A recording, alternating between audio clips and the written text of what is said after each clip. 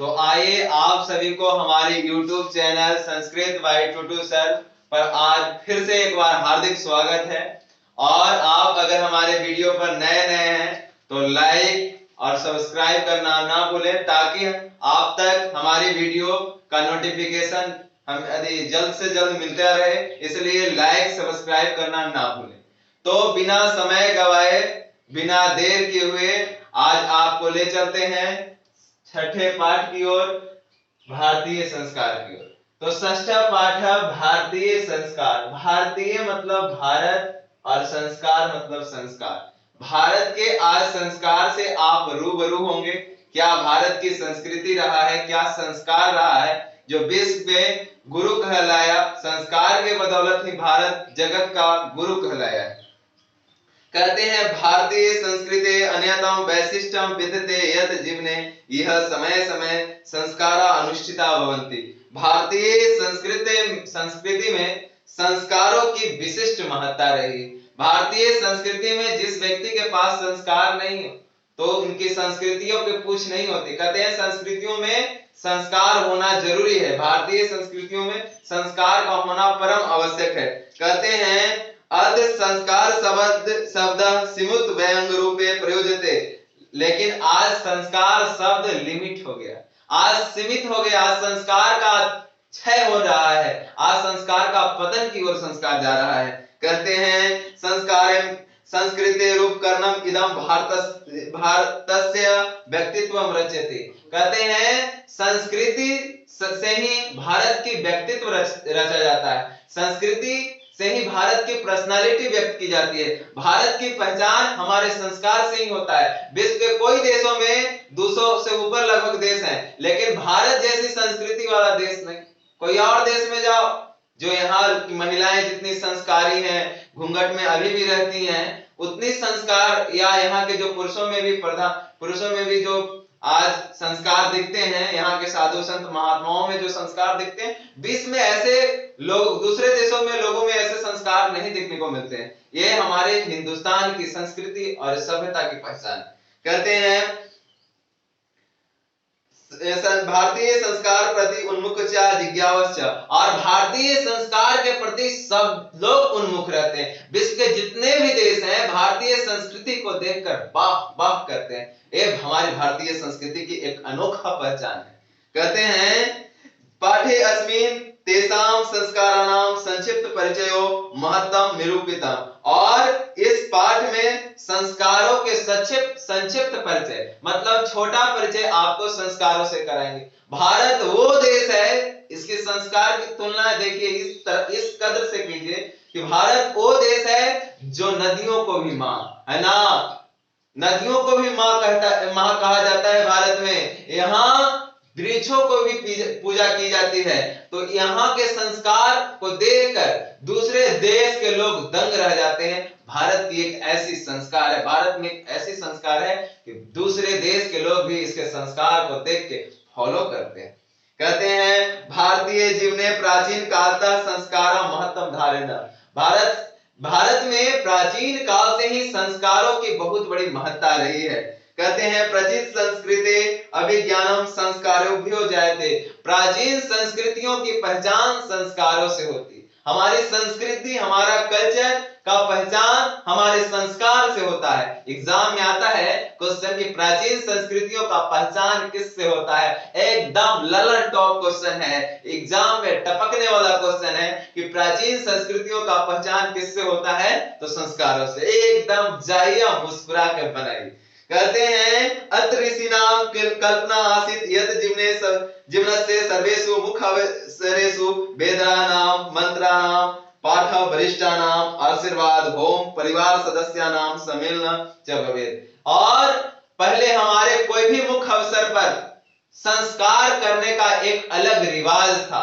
हमारे जन्मदिन के अवसर पर या किसी भी अवसर पर हमारे यहाँ कोई भी प्रयोजन कार्य होते थे तो उनमें संस्कार दिखते थे।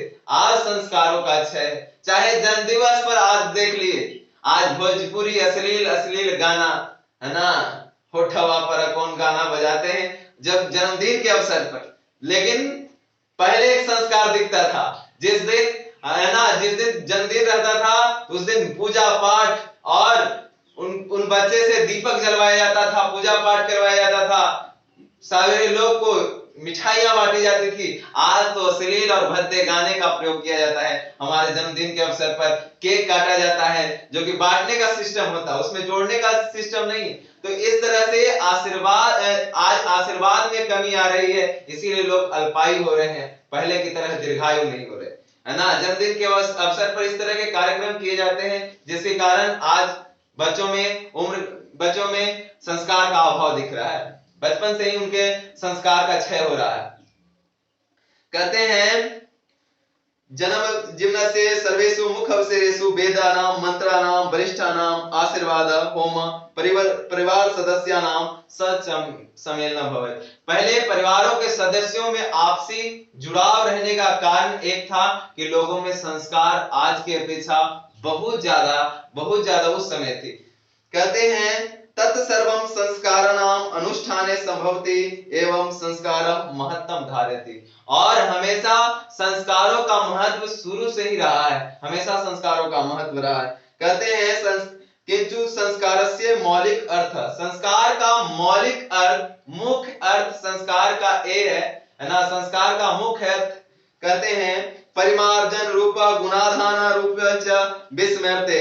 कहते हैं अपने अवगुणों के, मनुष्य के अवगुणों को परिमार्जन करना। जैसे आप साबुन और पानी के सहारे शरीर के मैल को छुड़ाते हैं, वैसे मन के मैल को छुड़ाने के लिए, है ना, ये संस्कार वाले साबुन की जरूरत है ना। अगर शरीर की मैल छुड़ाना है तो साबुन से और पानी से छुड़ाया जा सकता है, और अगर मन का मैल छुड़ाना है ना, मुंह का मैल छुड़ाना है तो फेस वॉश लगाते हैं, है ना। उसी तरह से संस्कार का अगर, है ना, संस्कार आपको शरीर के, है ना, आंतरिक मन का मैल छुड़ाने के लिए आपको संस्कार वाले शौक की जरूरत है। कहते हैं संस्कार का मुख्य अर्थ है मनुष्य के अवगुणों का, मतलब बुराइयों का परित्याग करवाना और अच्छे विचारों का समावेश करना, मतलब उनके अच्छे विचारों के उनके अंदर समावेश करना, वही संस्कार का मुख्य उद्देश्य है। कहते हैं संस्कारेण प्रायेण पंच विद्या संति। संस्कार को 5 भागों में बांटा गया है और पांचों संस्कार को आप बहुत बढ़िया से आज समझेंगे। संस्कार को 5 भाग में बांटा गया है, संस्कार को 5 भागों में बांटा गया है। आज पांचों संस्कार का हम लोग वर्णन बढ़िया से सुनेंगे। पहला संस्कार जन्म से पूर्व संस्कार, जन्म से पूर्व संस्कार। दूसरे संस्कार को बांटा गया है शैशवा संस्कार, और तीसरा है एकदम ललन टॉप शिक्षा संस्कार, और चौथा है आपको गृहस्थ संस्कार, और पंचमा है मरने के बाद या मरने के पश्चात, मरने के बाद आपको जो संस्कार किए जाते हैं। संस्कार को 5 भागों में बांटा गया है। जन्म से पूर्व मतलब जन्म लेने के पहले, शैशवा संस्कार, शिक्षा संस्कार, गृहस्थ संस्कार और मरने के बाद संस्कार। आपसे एग्जाम में क्वेश्चन आएगा कि संस्कार कितने भागों में बांटा गया, तो संस्कार को 5 भागों में बांटा गया। पांचों एकदम ललन टॉप है, एकदम आज धुआं होगा चैप्टर। जन्म से पूर्व 3 संस्कार होते हैं। पहला संस्कार होता है गर्भाधारण, है ना। आज बढ़िया से समझेंगे, है ना, मन से पूरा बढ़िया से समझें। गर्भाधारण संस्कार, जन्म से पूर्व पुंसवन संस्कार, सीमंतोनयनम संस्कार, ये 3 संस्कार जो होते हैं जन्म लेने के पहले होते हैं। जन्म लेने से पूर्व 3 संस्कार होते हैं। कहता है कि जन्म पूर्व से त्रय शैशवा षष्ठ शैक्षणिक पंच गृहस्थ संस्कार व्यवहार रूपे मरणोस्त संस्कारश्चैक एवं षोडश संस्कार भवन्ति। ऐसे सभी संस्कारों को मिलाकर संस्कारों की कुल संख्या 16 है, लेकिन संस्कार को 5 भागों में बांटा गया। एक एक करके आज पूरा बढ़िया से धूमधाम से समझे, है ना। जन्म पूर्व संस्कारेषु गर्भाधारण पुंसवन सीमंतो नयनम चेति त्रयोतो भवन्ति। जन्म से पूर्व 3 संस्कार हैं, तीनों को ठाट से समझे। गर्भाधारण, जैसे ही मां के गर्भ में बच्चा पहली बार गर्भवती जब कोई मां होती है तो वहीं से संस्कार का बोहनी बटा चल, वहीं से आपका संस्कार प्रारंभ हो जाता है। मां के गर्भ से ही पहला संस्कार, और ये संस्कार आप मां के गर्भ में 3 महीने तक, अगर कोई शिशु 3 महीने तक के जो शिशु का गर्भाधारण रूप होता है वो 3 महीने तक के होता है। अगर 3 महीने से गर्भाधारण ऊपर का हो गया, अधिक समय हो गया, तो गर्भाधारण संस्कार पुंसवन संस्कार में बदल जाता है। एक गर्भ के रूप में शुरुआती फॉर्म में जब गर्भ के रूप में बच्चा रहता है तो पहला संस्कार गर्भ आधारण, गर्भ के रूप में मां जब पहली बार गर्भवती होती है तो पहला संस्कार वहीं से चालू हो जाता है, गर्भाधारण संस्कार। और इसमें बच्चे भ्रूण के रूप में तैयार होते हैं, और जब गर्भाधारण 3 महीने के बाद पुंसवन संस्कार चालू होते हैं। पुंसवन का मतलब होता है शरीर में विकास करना। कहते हैं अत्र गर्भरक्षा गर्भस्य संस्कारोपनः गर्भास्य प्रसन्नता चेति प्रयोजनम कल्पितम अस्ति। और गर्भाधारण में गर्भ के रूप में बच्चे तैयार होते हैं, और पुंसवन में शरीर का हिष्ट पुष्ट शरीर होता है, उसमें छोटे छोटे आंख, छोटे छोटे नाक। ये संस्कार लगभग 9 महीने तक के चलता है ना। 3 से ऊपर और 9 महीने के बीच जो संस्कार चलता है पुंसवन है। इसमें शरीर का विकास होता है, बच्चा का छोटा छोटा आंख, नाक, पूरे बॉडी स्ट्रक्चर जो तैयार होते हैं, यही तैयार वो करते हैं पुंसवन। पुंसवन का मतलब शरीर के खिलना, शरीर के हिष्ट पुष्ट बनना, शरीर के सारे पार्टों का निर्माण होना। जितने भी आपका पार्ट्स ऑफ बॉडी है, ये सब तैयार हुआ है। गर्भाधारण में कुछ नहीं है ना, भ्रूण के रूप में था, और पुंसवन में इसका सारा विकास हुआ है। तो पुंसवन का मतलब होता है ब्लोजम होना, शरीर का खिलना। और तीसरा है सीमंतो नैनम। सीमंतो नैनम संस्कार क्या होते हैं? यह संस्कार कुछ जीवों में जन्म लेने के बाद होते हैं, कुछ जीवों में जन्म लेने के पहले। जैसे आप कुत्ता के बच्चे को देखते, अखोर होता है, जो अखोर का तो कुत्ता का बच्चा जब अखोर हो तो तले भागी, है ना। तो ये जो संस्कार है, ये सीमंतो नैनम संस्कार, उसको जन्म लेने के बाद आंख का दरवाजा खुलता है। लेकिन मनुष्य में जन्म लेने के पहले ही बच्चे का आंख का पट खुल जाता है, और जो आंख का पट खुलता है इसी को कहते हैं सीमंतो नैनम। सीमंतो नैनम। और आप देखते होंगे कुछ अन्य जीवों में कि आंख का पट उन लोगों को जन्म लेने के 10 दिन 15 दिन के बाद या 7-8 दिन के बाद बच्चे के आंख का पट खुलता है। लेकिन मनुष्य के बच्चे को देखते होंगे कि जन्म लेने के पहले ही, और ये गर्भ के रूप में ही जिस समय सीमंतो नैनम संस्कार हो जाता है, उसके बाद, है ना, जो गर्भवती महिलाएं हैं वो बच्चे का जन्म करती हैं। जब तक सीमंतो नैनम संस्कार नहीं होते हैं, महिलाएं, है ना, बच्चे को जन्म नहीं देती है। तो यही सीमंतो नैनम संस्कार सबसे लास्ट में है। इसके बाद, है ना, बच्चे का जन्म होता है। ये 3 संस्कार समझ में आ रहा है? पहला गर्भाधारण, दूसरा पुंसवन, पुंसवन में शरीर का विकास, छोटे छोटे हाथ, नाक, पांव, सारे चीज तैयार होंगे। और सीमंतो नैनम में आंख का जो पट 9 महीने तक, है ना, बंद रहेगा। और ये सबसे लास्ट में, है ना, जब आपका जन्म होना रहता है, जब किसी शिशु का जन्म होना रहता है, उसके कुछ दिन पूर्व, है ना, सीमंतो नैनम संस्कार होते हैं, उनके आंख का पट खुलता है और बच्चे का जन्म होता है। ये 3 संस्कार जन्म लेने से पहले होता है। क्वेश्चन आ सकता है कि पुंसवन संस्कार कब होता है? तो जन्म लेने से पहले होता है। कहते हैं शिक्षा संस्कारेषु शैशवा संस्कारेषु जात कर्म नामकरण निष्क्रमणम अन्नप्राशनम चूड़ाकर्म कर्मभेद। और शैशवा संस्कार क्या क्या होते हैं? शैशवा संस्कार में सबसे पहले होता है जात कर्म। जात कर्म का मतलब जैसे ही शैशवा संस्कार में पहले जैसे ही बच्चे का जन्म होता है तो सबसे पहले उसका लिंग परीक्षण होता है, सेक्स टेस्ट होता है कि कौन लिंग है, स्त्रीलिंग है कि पुल्लिंग, जनानी है कि मर्दानी। ये पहला चेकअप वही होता है ना। और बेटा है या बेटी, है ना, दोनों स्थिति में लोग उतने ही खुश होते हैं, है ना। कुछ लोगों में देखते हैं कि बेटे होने पर ज्यादा खुशी व्यक्त करते हैं, बेटी पर ऐसा ना करें, है ना।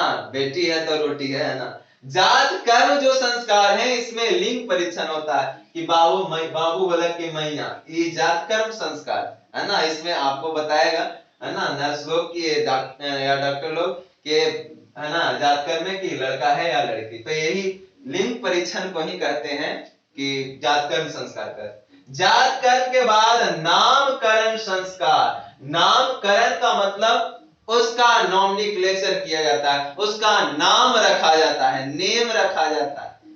उस छोटा बच्चा को, उस शिशु को नाम रखा जाता है, संज्ञा दिए जाते हैं। तो संज्ञा अर्थात नाम करण, जात कर्म के बाद मौसी, बुआ, नानी, दादी, किसी के द्वारा, मामा, किसी के द्वारा नामकरण किया जाता है। कुछ भी, रोहन, मोहन, सोहन, लड़की है तो गीता, पपीता, बबीता, कुछ भी, है ना, नामकरण किया जाता है। जात कर्म तो नामकरण समझ में आ रहा होगा, नामकरण का मतलब नाम रखना। नामकरण के बाद निष्क्रमण, और निष्क्रमण संस्कार का मतलब होता है जब बच्चा 20 दिन के हो जाता है तो उसके क्या, या छठी बारी 6 दिन और 12 दिन पर, सॉरी 20 दिन पे नहीं, 6 दिन या 12 दिन पर बच्चे के एक स्पेशल घर में आयोजन होता है जिसमें आस पड़ोस की सारी महिलाएं आकर उस शिशु को आशीर्वाद देने के लिए आती हैं, उस बच्चे को आशीर्वाद देने के लिए आती हैं। यही संस्कार निष्क्रमण। निष्क्रमण का मतलब बच्चे को बाहरी दुनिया से अवगत कराना, ये निष्क्रमण संस्कार है। निष्क्रमण का मतलब आस पड़ोस की महिलाएं आके तरह तरह के गीत गाती हैं, जुग जुग जिए सो ललना के भाग जाने, है ना। तरह तरह के गीत गा गा के बाबू को आशीर्वाद देती हैं और उनके रूप रंग के बारे में चर्चा करती है। क्या लगी थी कि बपेनियत मुंह साटल, है ना। तरह तरह के जो ये है, यही निष्क्रमण संस्कार है।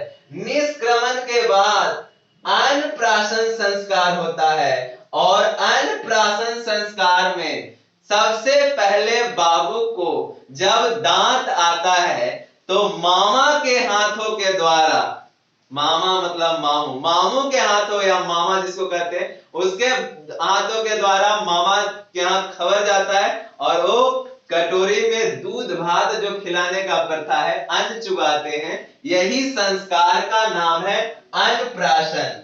अन्न मतलब पहली बार शिशु के मुंह में अन्न का प्राशन करवाना, मतलब खिलाना, यही अन्नप्राशन संस्कार है। और अन्नप्राशन संस्कार में बाबू को पहले बार एक चावल का दाना, है ना, ये अन्नप्राशन संस्कार करवाया जाता है ना। बच्चा, है ना, अन्नप्राशन संस्कार कर देता है ना, डिक्लेयर कर देता है। अन्नप्राशन संस्कार के बाद चूड़ा कर्म। चूड़ा कर्म संस्कार क्या है? किसी किसी बच्चे को आप देखते होंगे, जब बच्चा होता है तो उसके देखिएगा बाल ज्वाइंट रहता है, और उस बच्चे को मिन्नत रहता है कि हे गंगा मैया, या कोई, है ना, मिन्नत भगवान से रहता है कि अच्छा से हो जाएगा मेरा शिशु, है ना, तो आपको, है ना, ये चढ़ाएंगे वो चढ़ाएंगे, इसका बाल कटवाएंगे। वही चूड़ा कर्म संस्कार में उस बच्चे को, है ना, वो ज्वाइंट बाल को कटाया जाता है। फुआ लावर लेती हैं, नेक जो उन्हें मिलता है ना, नकवाली कनवाली जो भी मिलता है, यही चूड़ा कर्म है। चूड़ा कर्म मतलब ज्वाइंट बाल जो आप लटा कहते हो या जटा कहते हो, उसको काटना, कटवाना, वो विशेष एक रिवाज होता है। यही उसमें, है ना, जोग के रूप में टिका जो भी कनवाली नकवाली इनको मिलता है ना, अपनी बुआ को मिलता है, देता है, बच्चे के बुआ को मिलता है ना। तो यही संस्कार को चूड़ा कर्म कहते हैं। चूड़ा कर्म के बाद कर्णभेद संस्कार होते हैं। कर्णभेद संस्कार का मतलब इस संस्कार में कान नाक छिदाने की प्रथा। यह तो संस्कार पहले लड़कों का नहीं था, लड़कियों के लिए स्पेशल बना था कर्णभेद संस्कार। आज कर्णभेद संस्कार महिलाओं में भी, महिला के साथ साथ पुरुष लोग भी इसको अडॉप्ट कर रहे हैं। लड़की बनने के शौक कर रहा है, कान छेदा रहे हैं, नाक छेदा रहे हैं, है ना। लड़के लोग भी अब कम नहीं दिख रहे, है ना। लड़कियों की बराबरी करना चाह रहे हैं लड़के लोग, और लड़के लोग लड़कियों की बराबरी करना। दोनों कंपटीशन है कि कौन पहले जीतते हैं, ये रेस में कौन आगे, है ना। कर्णभेद संस्कार में कान नाक छिदाया जाता था, और यह लड़कियों का अभी भी देखते होंगे नाक कान छिदाना एक अलग प्रथा है और यही कर्णभेद संस्कार। लेकिन कुछ लोगों को मानना है कि आदि काल में कान है ना भगवान को भी छिदाया जाता था। सर आप इस पे कैसे आप अंकुश कर लगाते हो कि कान छिदाना गलत है? नहीं, कान छिदाना गलत नहीं है ना। भगवान सही सचमुच में पहले भगवान के कानों में कुंडल हुआ करता था है ना, कर्णभेद संस्कार होते थे है ना। लेकिन आज के दौर में विशेषतर लड़कियों का कर्णभेद संस्कार होता है। उसके बाद हम लोग 3 समझ लिए, जन्म से पूर्व 3 संस्कार होते हैं, गर्भाधारण, पुंसवन, सीमंतोन्नयनम, और शैशवा संस्कार 5 होते हैं, जात कर्म, नामकरण, निष्क्रमण, अन्नप्राशन, चूड़ाकर्म, कर्णभेद। शैशवा संस्कार 6 होते हैं। शैशवा संस्कार 6, जात कर्म मतलब बच्चा का लिंग परीक्षण, नामकरण मतलब रोहन मोहन सोहन रखना, निष्क्रमण आसपास की महिलाओं है ना से मुलाकात करवाना मतलब बाहरी दुनिया से अवगत कराना, अन्नप्राशन अन्न चुगवाना, चूड़ाकर्म मतलब उसके बाल ज्वाइंट कटवाना, कर्णभेद मतलब नाक कान छिदवाना है ना। शिक्षा संस्कार पे अब हम लोग फोकस करेंगे। तो शिक्षा संस्कार 5 होते हैं और शिक्षा संस्कार में पहला संस्कार होता है, कहते हैं शिक्षा संस्कार में पहला संस्कार अक्षरारंभ। अक्षरारंभ संस्कार ये उनके माता पिता के द्वारा किए जाते हैं। अक्षरारंभ संस्कार में मां के द्वारा बच्चे को कहते हैं अक्षरारंभ अक्षर लेखनम अंक लेखनम शिशु प्रारंभते। अक्षरारंभ में पहली बार अंक लेखन बच्चे को सिखाया जाता है। अक्षरारंभ संस्कार में अंक लेखन कि ऐसे का लिखो रे बाबू का है ना, तब बच्चा इधर से इधर उलट देता। या अक्षरारंभ में यह भी कहा जाता है उन्हें नाना पापा मामा दादा सबका नाम सिखाया जाता है, घर थाना पोस्ट जिला सिखाया जाता है। ये अक्षरारंभ संस्कार में माता पिता के द्वारा उनके पेरेंट्स के द्वारा उनके अक्षरारंभ करवाया जाता है, मतलब बुलवाया जाता है। अक्षरारंभ के बाद ये संस्कार बहुत पूर्व के है, इसीलिए यह संस्कार गुरुकुल से जुड़ा हुआ है। तो थोड़े समझने में दिक्कत आएगी कि ये संस्कार अब नहीं होते सर। तो ये संस्कार आज से पहले प्राचीन समय की बात है। ये संस्कार प्राचीन संस्कार के बारे में आप जानोगे। अक्षरारंभ के बाद पहले उपनयन होता था। उपनयन मतलब होता था गुरु, कहते हैं उपनयनम संस्कारे अर्थः गुरुना शिष्यस्य स्वगृहे नयनम भवति। उपनयनम संस्कार में गुरु अपने शिष्यों के यहाँ आकर और उसे शिक्षा उपनयनम संस्कार में गुरु शिष्यों के घर आकर और उनके माता पिता से ये संकल्प लेके जाते थे कि इनको हम पूर्ण रूप से शिक्षित करेंगे, पूर्ण रूप से एकदम ट्रेंड करके भेजेंगे, आपके बच्चे को पढ़ा लिखा के भेजेंगे। और यही संस्कार उपनयनम संस्कार था। और उपनयनम संस्कार में माता पिता है ना बच्चे को अपने घर से विदा कर देते थे और गुरु अपने गुरुकुल में ले जाकर है ना उन्हें शिक्षा देते थे। उपनयनम का मतलब होता है गुरु के समीप बच्चे का जाना। नयन के समीप मतलब किनके नयन के समीप? उपनयनम का मतलब होता है नजरों के समीप। तो गुरु के नजरों के समीप पहले बच्चे घर छोड़ करके गुरुकुल में जाते थे और वहीं पे गुरुजी शिक्षा देते थे। और उपनयनम संस्कार के बाद वेदारंभ संस्कार होता था और वेदारंभ संस्कार में गुरुजी सबसे पहले आज की तरह F for apple B for ball नहीं सिखाया जाता था। पहले सबसे पहले वेदारंभ किया जाता था, वेद के मंत्रों को सिखाया जाता था। अब पूछोगे सर डायरेक्ट वेद के मंत्र कैसे सिखाया जाता है ना, ये तो पढ़ा लिखा बच्चा नहीं होता था, तो फिर कैसे वेद के मंत्र? तो वेद के मंत्र इसलिए सिखाया जाता था। और वेद के मंत्र कैसे सिखाया जाता था? जैसे आज आपकी माँ दादी बच्चा में जब हिंदी नहीं हो पढ़ने आता होगा तो आपको सिखा देते होंगे ट्विंकल ट्विंकल लिटिल स्टार। क्या उस समय इंग्लिश आपको पढ़ने आता था? या मछली जल की रानी है आप बच्चा में याद कर लिए, उस समय आपको हिंदी पढ़ने आता था? या चंदा मामा दूर के? क्यों? क्योंकि आप उसको लोरी के रूप में आपको सुनाया गया और आपको मेमोराइज हो गया, आपको याद हो गया। उसी तरह से वेदारंभ सबसे पहले गुरुकुल में किया जाता था। चारों वेदों के मंत्रों को बच्चे को जिह्वा पर जिह्वाग्र किया जाता था। जी मतलब उनके द्वारा मंत्रोच्चारण करवाया जाता था, बच्चों में शुद्धता लाई जाती थी। और उसके बाद वेदारंभ संस्कार के बाद जब बच्चे पढ़ने के मैच्योर्ड हो जाते थे, पढ़ने के तुल्य हो जाते थे, पढ़ने लायक हो जाते थे तो उनके गार्जियन को बुलाया जाता था, उनके माता पिता को बुलाया जाता था, और वो संस्कार का नाम है केशांत संस्कार। और ये संस्कार में बच्चे को मस्तिष्क पर जितने बाल हैं उनको मुंडन कराया जाता था। कहते हैं तत् शिक्षा नियम पालयन अधीनम करोति ते नियम ब्रह्मचर्य वर्ते समिष्टवा। प्राचीन काले श्रेष्य ब्रह्मचारी इति कथ्यते। गुरु प्राचीन समय में शिष्यों को ब्रह्मचारी कहा जाता है, ब्रह्मचर्य रहना जरूरी था, मतलब शादीशुदा नहीं, ब्रह्मचारी बन के रहना है। ब्रह्मचारी इति कथ्यते। गुरु गृहे शिष्य वेदारंभ करोति अस्मा वेदानाम महत्वम प्राचीन शिक्षायाम उत्कृष्टम मन्यते अस्म। कहते हैं वेदों के महत्व को बताया जाता था वेदारंभ संस्कार में, वेद के श्लोकों को याद करवाने की कोशिश की जाती थी। उसके बाद अक्षरारंभ संस्कार में कहा जा रहा है केशांत संस्कारे गुरु गृहे शिष्य परम क्षौर क्रम भवति अस्मा। केशांत संस्कार में गुरु के द्वारा है ना सबसे पहले इन्हें क्षौरकर्म किया जाता था, मतलब माथा पर जो बाल है उसको कटवा करके मुड़वाया जाता, मुंडन किया जाता था। अत्र गोदान मुख कर्म, इसमें गोदान मुख कर्म था, गोदान मुख कर्म था। गोदान या केशांत संस्कार का दोनों एक ही नाम, दोनों म्यूचुअल नेम है ना। जैसे केशांत संस्कार और गोदान संस्कार दोनों एक ही कहा जाता आएगा एग्जाम में कि केशांत संस्कार को गोदान संस्कार कहा जाता है। क्यों? क्योंकि इसमें गाय दान की जाती थी। गोदान, गो माने गाय, गो गाय को कहा जाता है। इसमें उनके जो माता पिता आते थे गाय लेकर के आते थे, और सर को मिलता था, गुरुजी को गाय मिलता था, वही गाय को पोस पाल करके बच्चे दूध दही खाते थे, इष्ट मेवा मिष्टान खाते थे, और ये दान के रूप में मिलता था गाय, इसीलिए गोदान संस्कार कहा जाता है। एग्जाम में आएगा कि केशांत संस्कार को गोदान संस्कार कहा गया। क्यों? क्योंकि केशांत संस्कार में गुरु के घर में सबसे पहले क्षौर कर्म किया जाता था, इसमें गाय दान किया जाता था, जिसके कारण केशांत संस्कार को गोदान संस्कार भी कहा जाता है। कहते हैं समावर्तन गोदान संस्कारो अपि लभ्यते।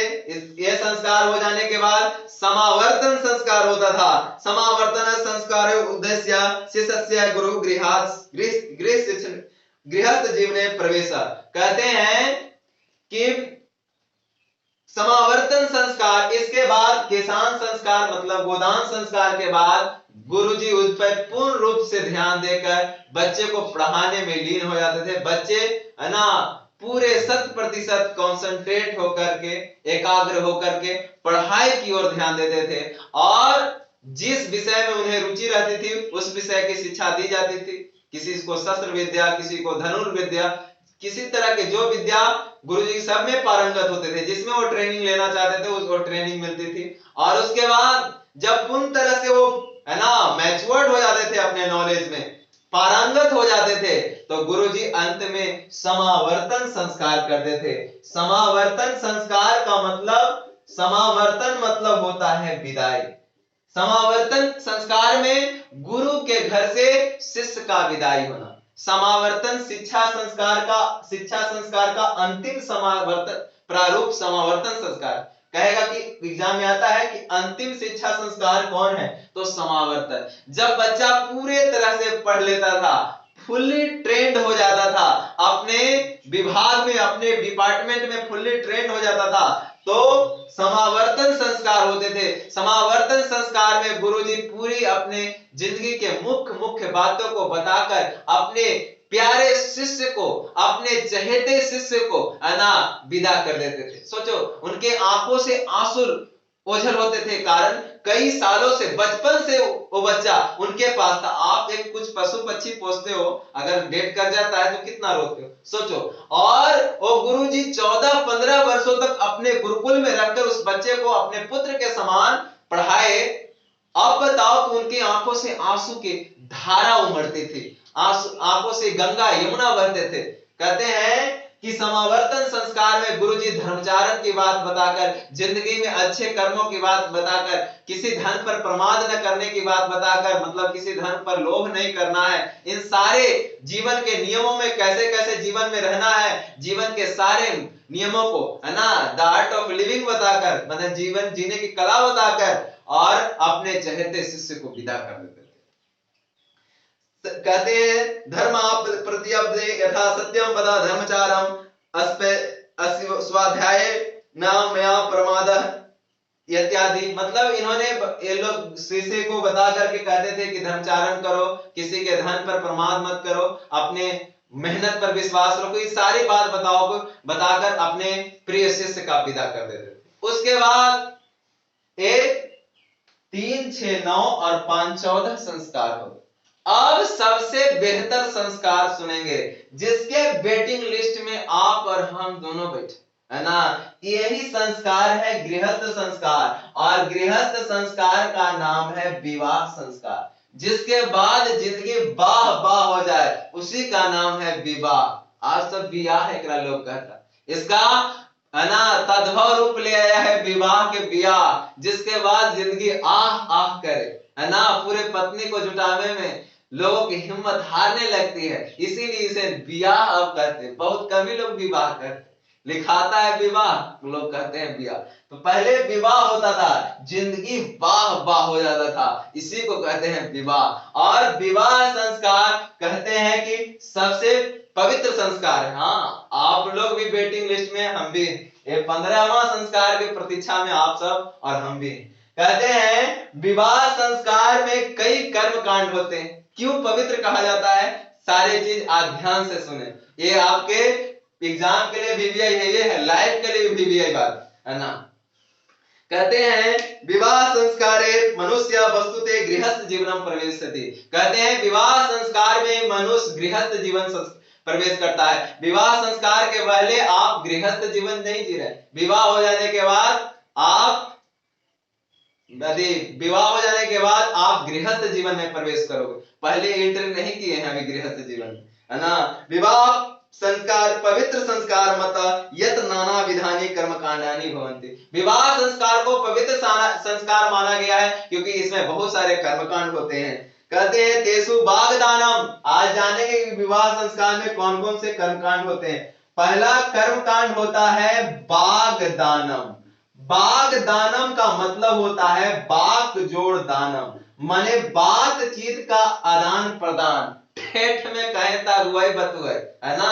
जो अगुआ लोग आते हैं, समझो हो बागदान करने के लिए आए हैं, आपके पापा मम्मी से बातचीत जो करते हैं कि बेटा से शादी करवा, यही संस्कार को कहते हैं बागदान संस्कार। जब शादी हो जाती है कि नहीं, दोनों तरह के मन मिल जाता, एक बीच में रहते हैं जो कहते हैं अंपायर के रूप में रहते हैं, है ना। तो जिसको अगुआ कहते हैं, बीच में उठते हैं, है ना।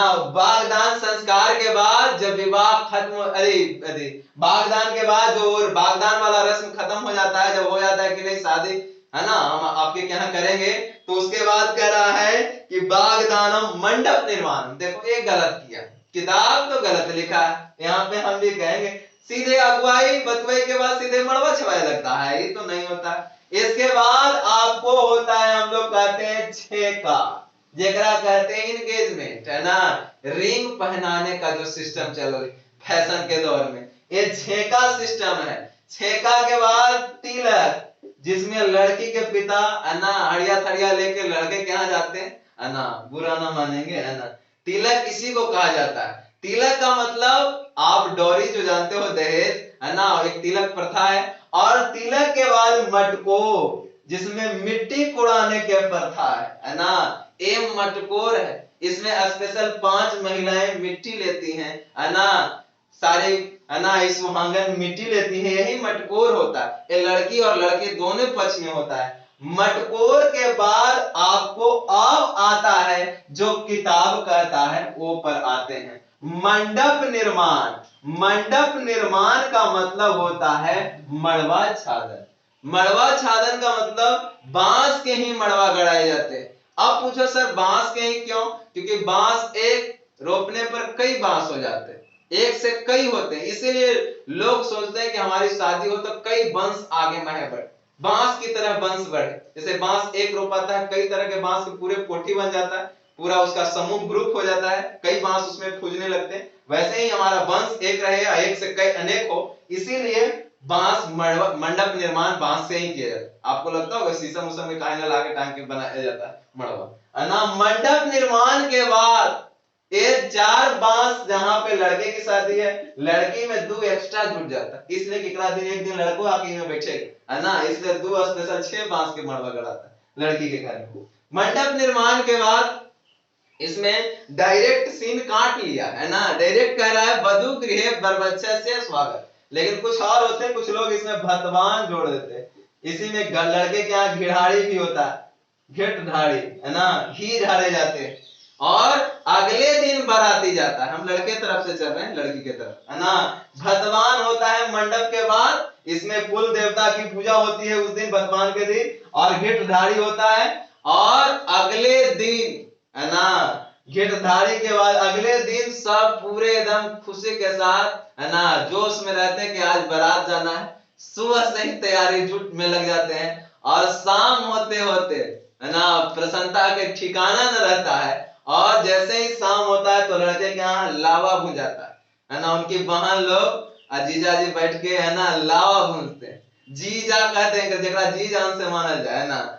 उसके बाद घिट ढाड़ी के संस्कार के बाद, है ना, लावा भून जाने के बाद के संस्कार के बाद, सॉरी, है ना, आपको पूरे तरह से सारे बराती तैयार होके अपने अपने गाड़ी में, है ना, चहते गाड़ी में बैठकर, है ना, और साजन चले ससुराल की ओर, है ना, ससुराल की ओर चल देते हैं। उसके बाद ये पॉइंट आता है वधु गृहे बरपक्षस्य स्वागत, वधु के घर में दुल्हा के स्वागत, वधु माने दुल्हन के घर में दुल्हा का स्वागत, सही बात है, बारात जिसको कहते हैं, दुल्हा का स्वागत होता है, मार जैसी जाता है ना, जयमाला होता है, इष्ट मिठाइयां खिलाई जाती हैं, आरती उतारी जाती हैं, है ना, उन्हें पूरे एकदम, है ना, स्वागत पे स्वागत होता है। आप लोग के मन लचा रहा होगा, देर है अंधेर न है मेरे भाई और बहन, है ना।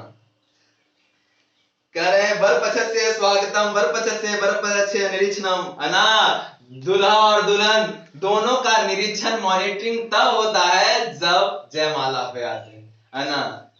कहते हैं कि दोनों का निरीक्षण पहले बार वहीं पे होता है, कहते हैं वर वधु परस्परम निरीक्षणम, दोनों का निरीक्षण होता है, एक दूसरे को देखते हैं, पहली बार आरती वहां पे उतारी जाएगी, है ना, आपके दुल्हन के हाथों के द्वारा, है ना।